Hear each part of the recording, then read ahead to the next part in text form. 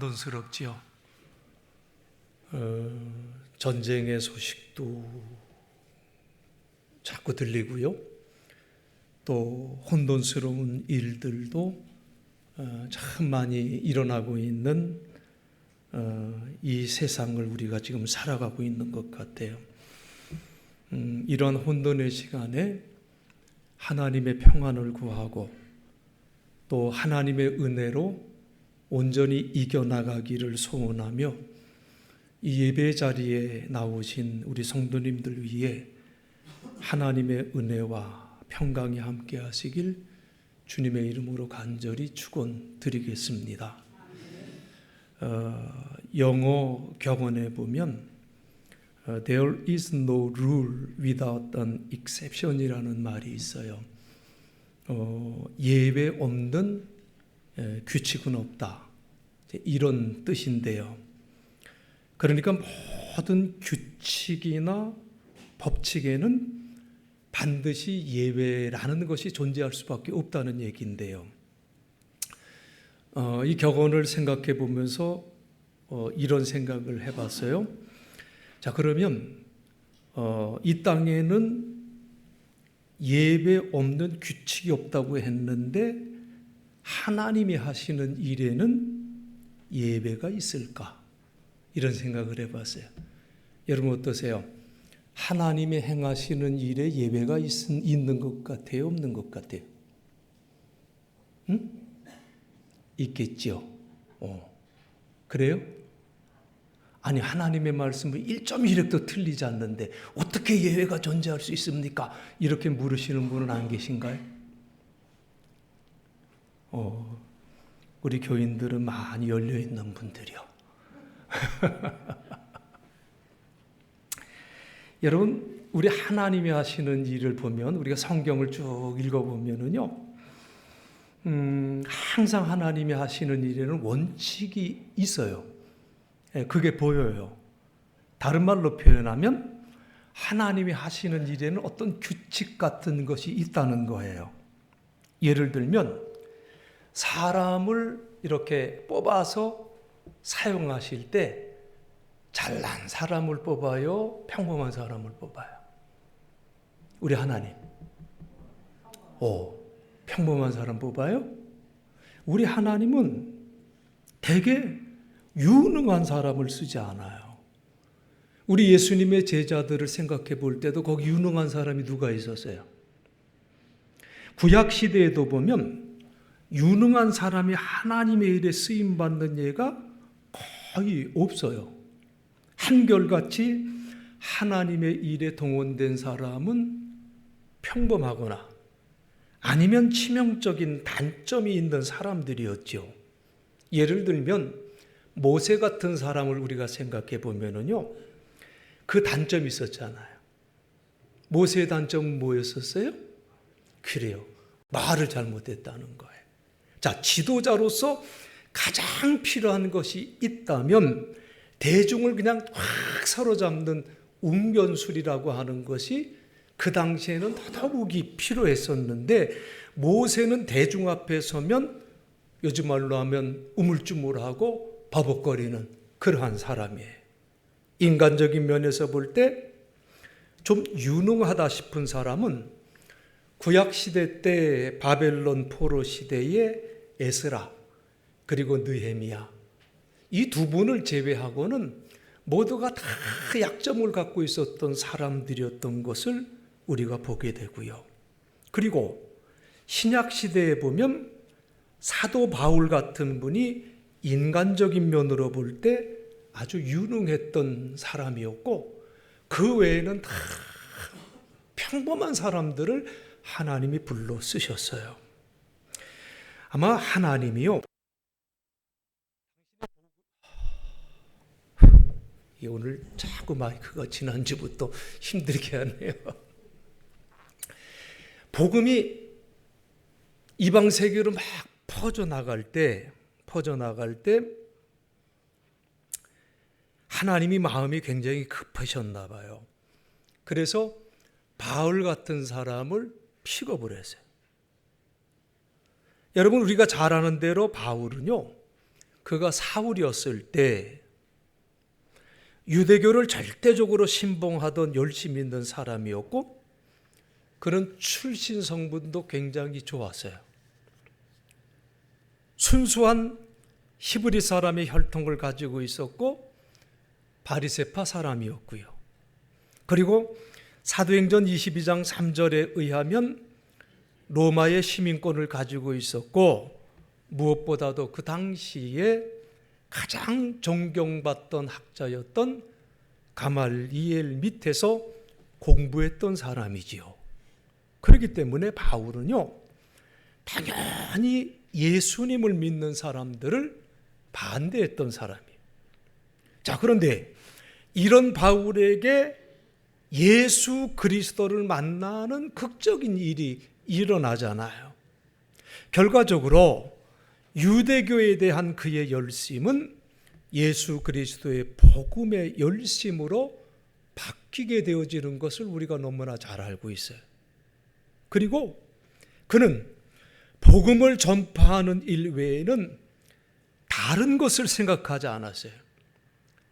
여러분, 바울의 최종 선교지로 생각하고 기도했던 곳이 어디죠? 로마를 거쳐서 가고 싶어 했던 데가 있었잖아요. 서바나. 그죠? 지금의 어디예요? 스페인. 그 당시에는 서바나가 스페인이 땅의 끝이다. 이래 생각을 했고 땅 끝까지 이르러 복음을 전파하라고 하는 이 예수님의 명령 앞에 바울은 이 스페인까지, 서바나까지 가서 복음을 전해야 되겠다. 이런 계획을 세웠어요. 그래서 저는 로마서 말씀을 읽으면서 로마서 15장 23절로 24절의 말씀을 읽을 때마다 참 대단하다. 이런 생각을 가질 수밖에 없는 게 뭐냐면 바울이 이렇게 고백을 하고 있어요. 이제는 이 지방에 일할 곳이 없고 여러 해 전부터 언제든지 서바나로 갈 때에 너희에게 가기를 바라고 있었으니 이는 지나가는 길에 너희를 보고 먼저 너희와 사귐으로 얼마간 기쁨을 가진 후에 너희가 그리로 보내주기를 바람이라. 이렇게 바울이 고백하고 있습니다. 그러니까 이제는 이 지역에서 내가 더 이상 일할 곳이 없고, 이 지역이라고 하는 것은 어디였냐면 바울이 로마서를 쓰고 있었던 그곳은 고린도였었어요. 그러니까 고린도에서는 내가 더 이상 일할 만한 곳이 없고 또 여러 해 전부터 여러분에게 가기를 원했으므로 로마로 가기를 원했다는 거죠. 이제 내가 스페인으로 가는 길에 로마에 있는 여러분을 방문하여 잠시 여러분과 함께 지내면서 기쁨을 나누다가 여러분의 도움을 받아 스페인으로 가서 복음을 전하기를 원합니다. 라고 하는 것이 로마서 15장 23절로 24절의 바울의 고백이에요. 그러니까 이 말씀을 볼 때마다 야 하고 탄성이 나올 수밖에 없는 게 사도 바울은 복음을 전파하는 일 밖에는 다른 일을 모르는 사람이었다라고 하는 그 사실에 그의 모든 삶의 초점은 예수 그리스도의 복음을 전파하는 하나님의 일에 맞춰져 있었다고 하는 거지요. 1세기에 예수 그리스도의 복음이 이방 세계에 전파되어야 하는 참으로 중요한 시기에 하나님은 바울 같은 사람을 그의 일을 위해서 픽업하셨어요. 고르고 골라서 뽑으셨어요.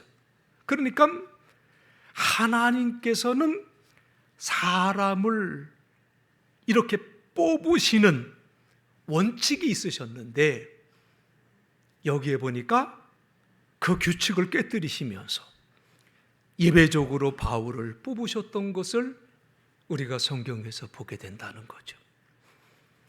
제가 이 말씀을 길게 드리는 이유가 있습니다.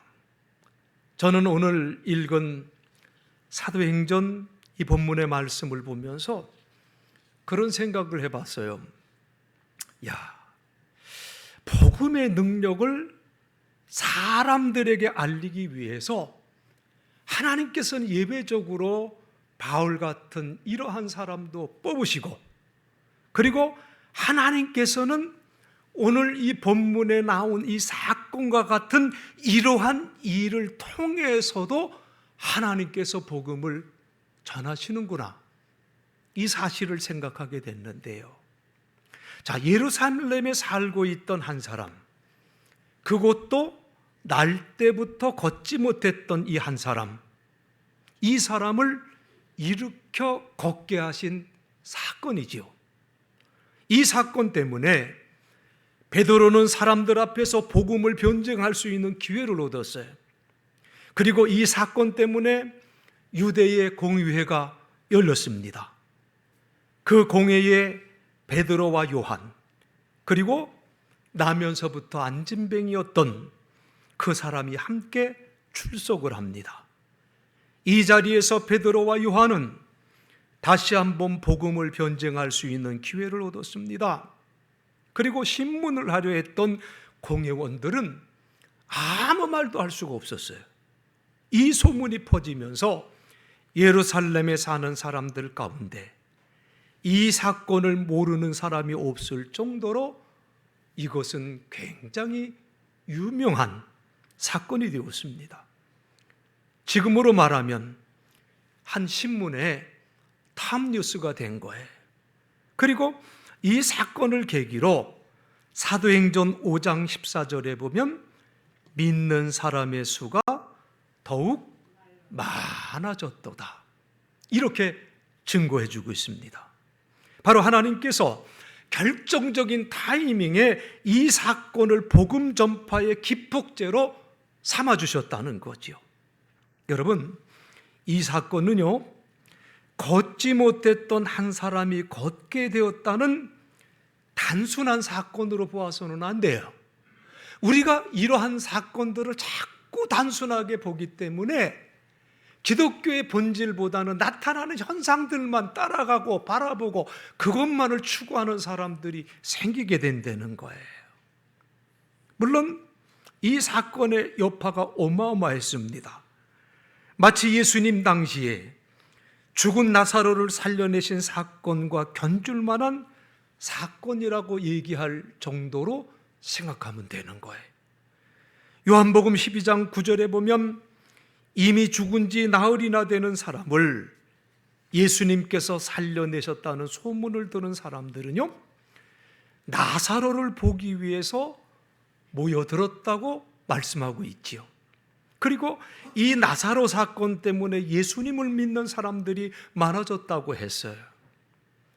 우리 예수님께서 예루살렘 성에 입성하실 때도 보면 도로변에 많은 사람들이 모여 종려나무 가지를 꺾고 흔들면서 예수님을 환영했습니다.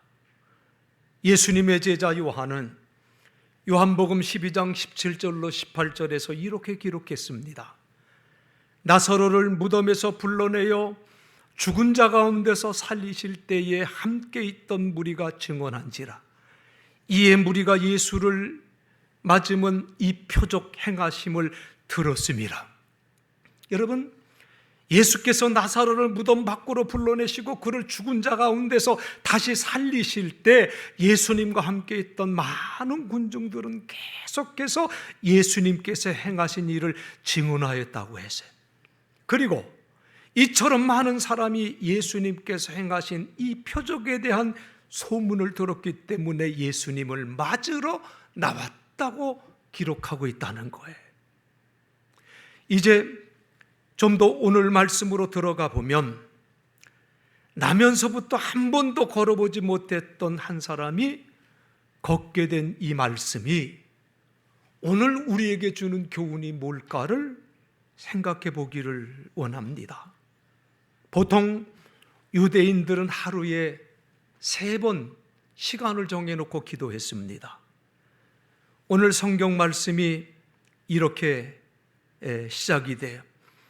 제9시 기도 시간에 베드로와 요한이 성전에 올라갈세 이렇게 기록하고 있습니다. 어느 날 제9시에, 그러니까 제9시는 오늘날의 오후 3시예요. 기도하는 시간이 되어 베드로와 요한이 성전으로 올라가고 있었어요. 이 사건은 예수님께서 돌아가시고 나서 불과 얼마 되지 않은 때에 일어난 거예요. 자, 그런데 그날 태어날 때부터 한 번도 걸어보지 못한 이 사람은 미문이라고 하는 문 앞에서, 이 미문, 뷰티풀 게이트지요. 이 미문 앞에서 성전에 들어가는 사람들에게 구걸을 하고 있었습니다. 예루살렘 성 안으로 들어가는 문은 모두가 9개가 있었다고 합니다.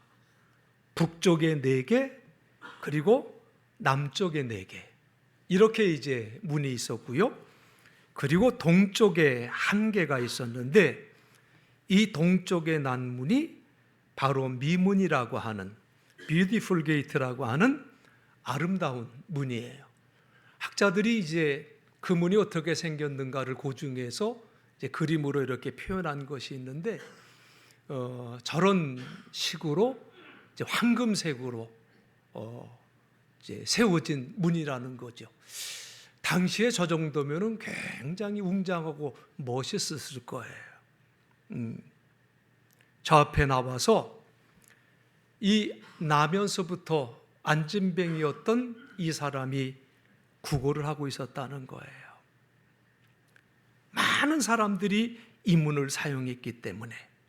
그리고 이 문으로 지금 막 성전으로 들어가려고 하는 베드로와 요한에게도 구걸을 하고 있습니다. 베드로와 요한은 이 두 사람을 눈여겨 보았다고 했어요. 눈여겨 보았다.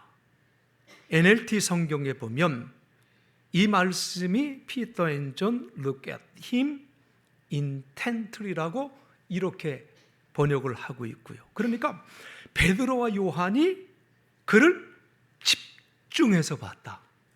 이렇게 번역을 하고 있고요. 뉴 킹 제임스 버전에 보면 fixing his eyes on him이라, 시선을 그에게 고정해서 봤다. 이렇게 기록하고 있습니다. 그리고는 뭐라고 얘기를 하냐면 우리를 보시오 라고 이렇게 말을 합니다. 이 말에 구걸하던 이 사람은 돈을 주려고 부르는 건가 하면서 두 제자를 쳐다보았다고 했어요. 여러분, 바로 이 장면이 오늘 말씀에서 제일 핵심이 되는 그러한 말씀이라고 저는 믿습니다. 물론 그 밑에 나오는 6절에 은과 금은 내게 없거니와 내게 있는 이것을 내게 주노니 나사렛 예수 그리스도의 이름으로 일어나 걸으라. 이 말씀이 우리의 마음에 확 다가오는 것은 사실이에요. 하지만 그 이전에 베드로와 요한은 그를 집중해서 봤고 그를 똑바로 바라봤고 이 사람들은 뭔가를 나에게 주려나 보다 하고 두 사람을 쳐다보았다는 이 말씀이 더 중요한 것이 아닌가 하는 생각이 강하게 드는데요. 저는 설교를 준비하면서 오늘 본문의 말씀을 여러 번 집중해서 읽고 또 읽고 읽으면서 전에 깨닫지 못했던 말씀이 보이는 경험을 했어요. 일어나 걷게 된 이 사람이, 여러분 11절 말씀에 보면 베드로와 요한을 꼭 붙들었다고 그랬어요. 놓아주지 않았다고 그랬어요. 아주 특이한 말씀인데 성경 어디에를 봐도 병이 나은 사람이 자기를 낫게 해준 사람을 꽉 붙들고 놓아주지 않았다는 말씀이 기록된 곳은 없습니다. 여기만 있어요. 그리고 이 사건은 순식간에 일어난 사건이에요. 은과 금은 내게 없거니와 내게 있는 것으로 내게 주노니 곧 나사렛 예수 그리스도의 이름으로 일어나 걸으라. 이게 다였었어요. 그러니까 순간적으로 일어난 사건이에요. 이 사람이, 이 안진뱅이였던 사람이 베드로와 요한을 꽉 붙들지 않았더라면 옆에 있던 몇몇 사람들만이 이 광경을 봤을 거예요. 그런데 고침을 받은 이 두 사람이 베드로와 요한을 꽉 붙들고 놓아주지 않는 바람에 주변에 있는 사람들이 무슨 일이야 하면서 순식간에 사람들이 몰려들었다는 거죠. 그래서 베드로가 솔로몬 행각에서 몰려온 사람들을 향해서 설교를 하지 않아요? 사도행전 3장 12절과 16절에서 베드로는 모여든 사람들에게 이렇게 말을 합니다. 여러분, 왜 이 일로 인해서 놀라십니까? 왜 그러한 눈으로 우리를 바라보고 있으십니까? 우리의 능력이나 우리의 경건함 때문이 아니라 이 사람이 걸을 수 있게, 경건함 때문에 이 사람이 걸을 수 있게 되었다고 생각하십니까? 아닙니다. 여러분, 이 사람을 알지 않습니까? 바로 예수님의 이름을 믿는 믿음 때문에 이 사람이 걷게 되었습니다. 예수님의 이름과 그분을 믿는 믿음으로 이 사람이 완전히 치료를 받은 것입니다 라고 솔로몬 행각에서 베드로가 모여든 사람들에게 설교를 했어요. 자, 우리가 이 말씀을 읽으면서 질문하지 않을 수가 없는 게 있어요. 가장 먼저 생각나는 질문이 이거죠. 오늘 본문에 고침받은 나면서부터 걷지 못했던 이 사람이 어떻게 고침을 받았다고 했느냐? 여러분, 우리가 기억해야 될 것이 뭐냐면 그의 믿음이라고 그랬어요. 그의 믿음. 나사렛 예수 그리스도의 이름으로 걸으라. 암만 외쳐도 믿음이 없을 땐 역사가 일어나지 않는다는 거예요. 뭐가 이 사람을 고쳤느냐? 그의 믿음이다. 그가 예수의 이름을 믿음으로 그의 병이 낫게 되었다고 말씀을 해요. 그렇다면 여러분, 질문이 생기는 게 뭐냐면 그러면 이 사람이 언제 예수를 믿었냐는 거예요. 그 사람이 예수를 믿었다는 말이 성경에 한 번도 나오지 않아요. 그렇기 때문에 우리는 성경을 볼 때마다 깊이 묵상하면서 말씀의 행간을 생각해보는 그러한 노력들이 있어야 됩니다. 자, 베드로와 요한은 성전 문 앞에 앉아 구걸하는 이 사람을 집중해서 봤다고 그랬어요. 뚫어지게 바라봤다고 그랬어요. 두 제자가 우리를 보시오 라고 말했을 때 이 사람은 돈을 주려나 하고 두 사람을 바라보았다고 했지요. 그러나 베드로와 요한은 이 사람에게서 낫고자 하는 믿음을 보았다는 거지요. 평생 한 번도 걸어보지 못한 불쌍한 이 사람, 날마다 성전문 앞에서 구걸하는 이 사람의 눈에서 두 사람은 낫고자 하는 간절한 믿음을 봤다고 하는 그 믿음이 제게는 있습니다. 그렇기 때문에 베드로와 요한, 이 두 사람이 이 사람에게 준 것은 돈이 아니라 돈보다 더 귀한 것을 줬다는 거예요. 은과 금은 우리에게 없지만 우리에게 있는 것을 당신에게 주겠습니다. 나사렛 예수 그리스도의 이름으로 일어나 걸으셔. 무슨 말입니까?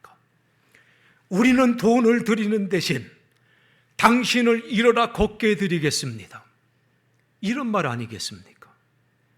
지금 우리는 나면서부터 한 번도 일어나 걸어본 적이 없는 한 사람이 자리에서 일어나 걷게 된 그 생생한 현장의 말씀을 보고 있습니다. 우리가 당신에게 주려고 하는 것은 돈이 아닙니다. 예수님의 이름으로 당신을 낫게 해드리는 것입니다. 여러분, 마가복음 9장에도 앞을 보지 못하는 바디메오라고 하는 사람의 이야기가 나오지요. 이 대화가 어떻게 됩니까? 예수님께서 이 사람에게 질문을 해요. 무엇을 원하느냐? 이 사람은 거지였었어요. 앞을 볼 수 없으니까 정상적으로 살 수가 없고 사람들에게 구걸을 해야만 살 수가 있었지요. 이 사람에게 무엇을 원하느냐? 예수님이 물었을 때에 당장에 한 끼 먹을 것을 살 수 있는 돈이 거지에게는 필요했다는 거예요. 따뜻하게 지낼 옷이 필요하고 잠잘 곳이 필요했다는 거예요. 앞을 보지 못한 시간이 너무나 오래 지나갔고요. 온갖 노력을 다해 보았지만은 불가능한 일이 되었어요. 그런데도 무엇을 하여 주기를 원하느냐? 예수님이 바디메오에게 물었을 때 이 사람이 뭐라고 대답을 했습니까? 보기를 원하나이다. 돈 한 푼 주세요. 배고파요. 아니에요. 보기를 원하나이다. 다시 보고 싶습니다. 여러분, 우리가 예수님과 이 바디메오의 이 대화 속에서 정말 내가 하나님께 어떤 것을 구하고 있는지를 생각해 볼 수 있어야 돼요. 우리가 정말 구해야 할 것을 구하지 않고 너무나도 부수적인 것만을 구하고 있지는 않은지, 정말 구해야 할 것은 다시 보는 것이고 정말 우리가 구해야 될 것은 다시 일어나 걷는 것인데, 몇 푼 돈을 구하고 입을 옷을 구하고 당장에 눈에 보이는 것들만을 구하며 그것이 전부인 것처럼 우리가 생각할 때가 얼마나 많이 있습니까? 바울은 로마서 말씀에서 우리에게 연약함이 있다고 고백하고 있습니다. 그렇죠? 우리에게 연약함이 있습니다. 그래서 로마서 8장 26절에 보면 이 연약함 때문에 우리가 무엇을 구해야 하는지 알지 못한다고 바울은 말씀하고 있어요. 정말 나의 문제가 뭔지, 우리의 연약함이 뭔지 정확하게 바울은 지적하면서 우리의 이 연약함을 누가 도와주신다고 그랬습니까? 성령이 도와주신다고 그랬어요. 그래서 우리는 성령의 도움을 구해야 될 줄로 믿습니다. 성령의 도움이 없이는 우리의 기도가 허공을 칠 수밖에 없다는 거예요. 베드로와 요한은 이 사람에게서 낫고자 하는 믿음이 있는 것을 봤어요. 그것이 이 두 사도가 이 사람을 집중해서 열심히 바라본 이유라고 저는 믿습니다. 이 사람과 눈이 마주쳤을 때 비록 이 사람은 돈을 주려나 하면서 두 사도를 바라보았다고 했지만 두 사람은 이 사람 속에 감추어진 내면의 그 소리를 들을 수 있었다는 거지요. 사도행전 4장 22절에 의하면 이 사람의 나이가 40살이 넘었다고 말하고 있습니다. 나면서부터 40년이 넘게 걸어보지 못했던 사람이에요.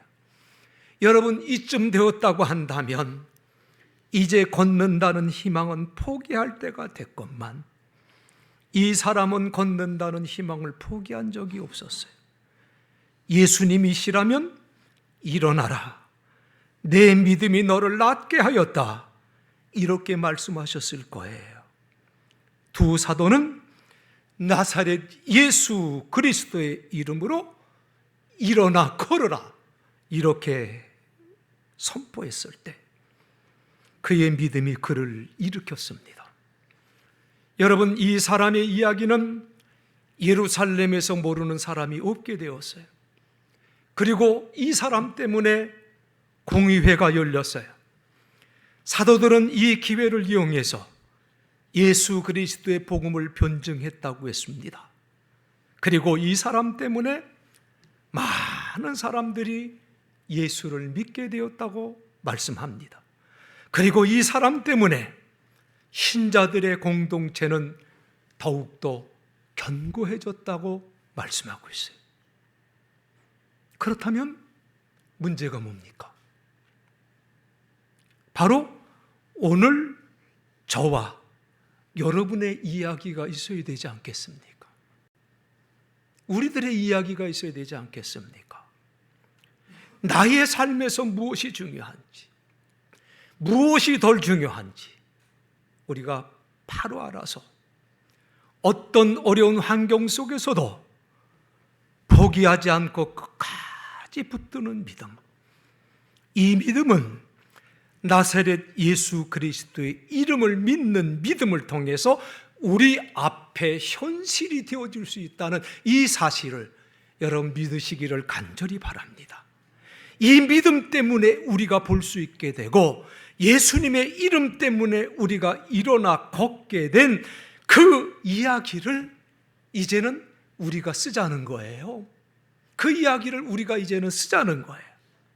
이 한 주간 삶을 통하여 내가 써야 할 이야기는 어떤 이야기가 될 것인가?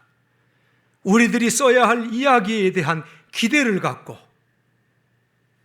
그리스도 예수의 이름으로 힘있게 이 한 주간 시작하시는 여러분 되시길 주님의 이름으로 간절히 축원드리겠습니다. 기도하겠습니다. 전능하신 아버지 하나님, 베드로와 요한이 성전에 올라가 기도하던 그 시간에 주님은 병든 한 영혼을 주목하시고 주님의 이름으로 놀라운 회복의 역사를 이루셨습니다. 주님, 오늘도 우리가 주님 앞에 나왔습니다. 마치 나면서부터 걷지 못했던 자처럼 우리의 삶도 여러 자리에서 무기력할 때가 많이 있었고 주저앉아 있었을 때도 많이 있었음을 주님 앞에 고백하지 않을 수가 없습니다. 그러나 주여, 오늘 이 말씀을 통해서 오늘 우리가 다시 일어나기를 간절히 원합니다. 은과 금은 없어도 예수 그리스도의 이름에는 능력이 있음을 믿습니다. 우리를 향하신 주님의 시선, 그 시선에 믿음으로 응답하게 하여 주셔서 주님 일어나 걸으라 말씀하시는 그 음성 앞에서 믿음으로 반응할 수 있는 우리 모두가 될 수 있도록 도와 주옵소서. 주님, 우리의 마음에 마비된 부분, 소망을 잃은 자리, 기도하지 못하고 상처로 얼룩진 과거까지도 예수의 이름으로 온전히 회복되는 역사가 있게 하여 주옵시고 나아가 걷고 뛰며 하나님을 찬미하는 자가 되게 도와주시옵시며 우리의 삶의 변화로 인하여 주님의 이름이 증거되는 역사가 있게 하여 주옵소서. 예수 그리스도를 따르고 믿는 예수의 이름으로 새로운 삶을 살아가는 우리를 통하여 주변에 나를 아는 사람들도 놀라며 주님을 바라보며 따르는 역사가 있게 하여 주시옵소서. 예수님 거룩하신 이름 받들어 간절히 기도드리옵나이다. 아멘.